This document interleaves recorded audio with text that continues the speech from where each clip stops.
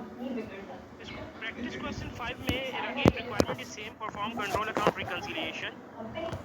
और आपको कह रहा है you are carrying a reconciliation between the trade receivable control account. Again you can see trade receivable का मतलब डेटर्स लेजर कंट्रोल अकाउंट, और इसका बैलेंस आपको दिया हुआ है 64969।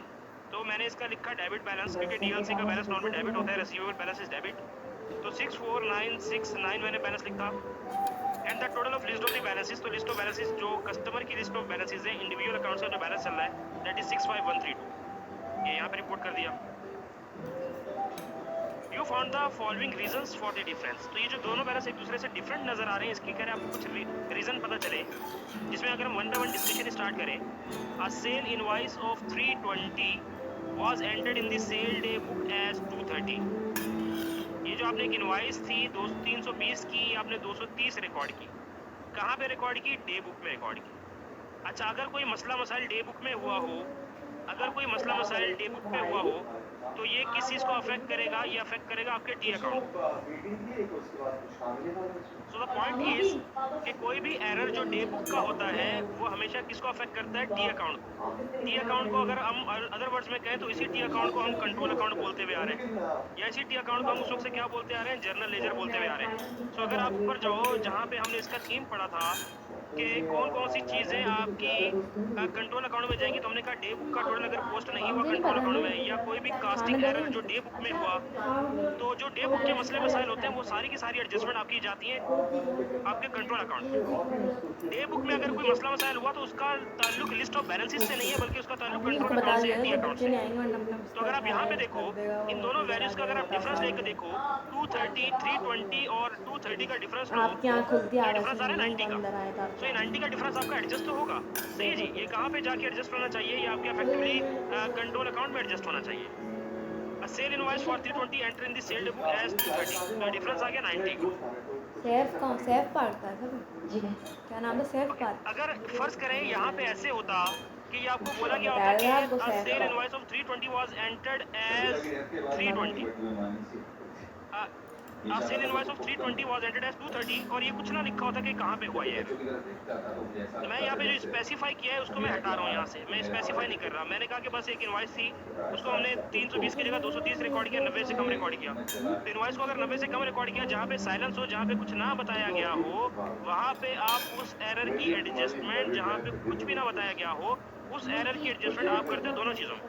अगर इनवॉइस कम रिकॉर्ड किए तो आप अपना रिसीवेबल यहाँ भी बढ़ाओगे, रिसीवेबल लिस्ट ऑफ बैलेंसेस में भी बढ़ा लोगे 90 से। अगली चीज, the total of the cell return day book was undercast bye 900। पहली चीज ये कि सेल रिटर्न है। सेल रिटर्न की वजह से, पहली बात समझो, सेल रिटर्न की वजह से आपके रिसीवेबल्स बैलेंस कम हो जाता है। सेल रिटर्न की वजह से रिसीवेबल कम हो जाते हैं, लेकिन ये मसला कहाँ पे हुआ? डे बुक में। Day book was undercast bye 90। मुझे रिसीवेबल कम करने थे, लेकिन वो कम कहाँ पे? वो मुझे अपने सेल रिटर्न की वजह से रिसीवेबल कम होने, लेकिन हमने कहाँ पे गलती की? वो जाके डे बुक में की। डे बुक की गलती का जो इफेक्ट है वो टी अकाउंट में जाएगा, और वो वहाँ पे हमने 900 से अंडरकास्ट कर दिया इसको। अंडरकास्ट का मतलब मुझे अपने रिसीवेबल 900 से क्रेडिट करने चाहिए थे, मैंने 900 की अमाउंट से कम से क्रेडिट किए, और ये मसला मसाइल कहाँ पे हुआ? ये टी अकाउंट में हुआ। डे बुक के जो भी एरर होगा उसका ताल्लुक किससे होगा? टी अकाउंट से होगा, जर्नल लेजर से होगा, कंट्रोल अकाउंट से होगा। तो डे बुक की वजह, डे बुक में मसले मसाइल की वजह से मैं इसकी एडजस्टमेंट लूंगा कंट्रोल अकाउंट में। सेल रिटर्न की वजह से मुझे रिसीवेबल कम करना है, लेकिन उस रिसीवेबल को मैंने अंडरकास्ट किया 900 रुपए से। अगर ये रिसीवेबल सही रिकॉर्ड होते, ये सेल रिटर्न सही रिकॉर्ड होती, तो मैं 900 रुपए रिसीवेबल को क्रेडिट कर देता। लेकिन हमने ये सेल रिटर्न्स की वजह से 900 रुपए से रिसीवेबल को क्रेडिट नहीं किया। तो चलो अब इसको सही कर देते हैं, 900 से अपना कंट्रोल अकाउंट 900 रुपए की वैल्यू से जो सेल रिटर्न है उसकी वजह से रिसीवेबल को कम कर देते हैं, क्योंकि रिसीवेबल क्रेडिट रिकॉर्ड होते हैं सेल रिटर्न की वजह से। हमने अंडरकास्ट किए थे तो मैंने उसको सही अब कर दिया, मजीद 900 रुपए अपने कम कर दिए सेल रिटर्न की वजह से। नेक्स्ट, अब credit note. Again credit note की वजह से भी रिसीवेबल कम हो जाते हैं।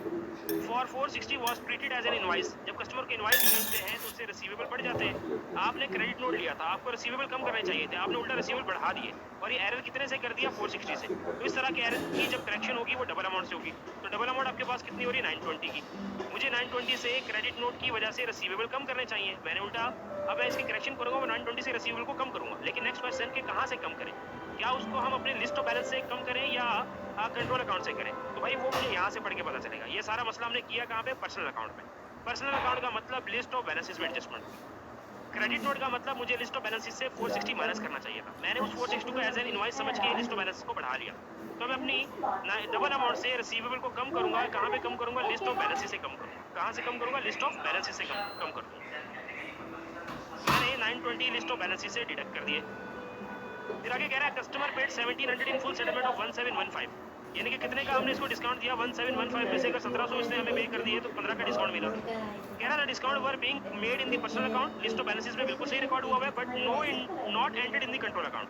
तो जब हम कंट्रोल अकाउंट में इस बैलेंस की एडजस्टमेंट करेंगे, इस डिस्काउंट अलाउड को रिकॉर्ड करेंगे, तो एंट्री क्या बनती है? Discount allowed debit receivable credit. तो अगर ये कंट्रोल अकाउंट में रिसीवेबल नहीं रिकॉर्ड हुआ तो मैं यहाँ पे रिसीवेबल को 15 से कम कर दूंगा और इसका रीजन लिख दूंगा डिस्काउंट अलाउड, जो कि डीएलसी में रिकॉर्ड नहीं हुए लिस्ट ऑफ बैलेंसेस में रिकॉर्डेड है। आगे कह रहा है the total value of cheque receive from customer 67908 but 67980 was posted to control account. कहाँ मसला हुआ? ये कंट्रोल अकाउंट में। अच्छा, अगर इसकी मैं एक्स एंट्री बनाता तो क्या बनती? जब भी हमें चेक रिसीव होता है तो हम बैंक डेबिट करते हैं और कितनी अमाउंट से? एक्स एंट्री का मतलब what should be the actual entry. Actual entry कितनी से बननी चाहिए थी? 67908 से, और रिसीवेबल क्रेडिट हो जाना चाहिए था 67908 से। Why? What the wrong entry has made? Wrong entry में आपने बैंक को डेबिट कर दिया 67980 से और रिसीवेबल को भी उठा के ज्यादा अमाउंट से कम कर दिया 67980 से। अगर आप इन दोनों अमाउंट का डिफरेंस लो तो ये डिफरेंस कितने का बन रहा है आपके पास? 72 का। तो मैं करेक्टिंग एंट्री क्या बनाऊंगा? What should be the correcting entry? तो मैं वापसी रिसीवेबल को डेबिट करूंगा जब इस एरर की करेक्शन करूंगा बाय 72 से, और जो ज्यादा पैसा अपने पास बैंक में डेबिट कर दिया था उस पैसों को 72 से मैं क्रेडिट कर दूंगा। तो इस एक्चुअल एंट्री के मुताबिक रिसीवेबल 72 से डेबिट हो रहे हैं। डेबिट होने का मतलब रिसीवेबल बढ़ रहे हैं। ये किस वजह से बढ़ रहे हैं? एक हमने एरर की करेक्शन की है, उसकी वजह से। ऑलराइट, नाउ आगे क्या बोल रहा है? डेबिट बैलेंस का मतलब positive balance on off 20 on a customer account. Customer account का मतलब पर्सनल अकाउंट का मतलब list of balances was omitted. Debit balance का मतलब पॉजिटिव बैलेंस। कहाँ से गायब है? लिस्ट ऑफ बैलेंसेस से, कस्टमर अकाउंट से गायब है, तो मैं लिस्ट ऑफ बैलेंसेस में 20 की अमाउंट जाके ऐड अप कर दूंगा। अगर ओमिटेड है तो मैंने रिकॉर्ड कर दिया। लास्ट इंट्रीज में कह रहे हैं credit balance of 53 on a customer account was treated as a debit balance. Credit balance का मतलब रिसीवेबल को कम करना चाहिए था 53 से। कस्टमर अकाउंट का मतलब लिस्ट ऑफ बैलेंस का मसला है, हमने उसको डेबिट बैलेंस करके रिसीवेबल को बढ़ा दिया। तो इस एरर की करेक्शन भी डबल अमाउंट से होगी, 53 × 2 106 से आपकी होगी। कहाँ पे इसकी एडजस्टमेंट होगी? लिस्ट ऑफ बैलेंसेस में होगी। लिस्ट ऑफ बैलेंसेस में मुझे इसको ऐड करना चाहिए या माइनस? तो भाई क्रेडिट का मतलब रिसीवेबल को कम करना चाहिए। 53 से कम करने की बजाय 53 से बढ़ा दिया, तो अब डबल अमाउंट से कम करो जाके लिस्ट ऑफ बैलेंसेस में। तो 106 को यहाँ से अगर माइनस कराएं और ये अगर हम चीजें कंक्लूड कर दें तो जरा करें सम अप एक दफा इसको। तो डेबिट साइड का टोटल मेरे पास आ रहा है 65131। यही अगर यहाँ पे टोटल चाहिए तो डिफरेंशियल फिगर आपका कैरी डाउन बैलेंस आ जाएगा, और carry down balance is calculated as 64216।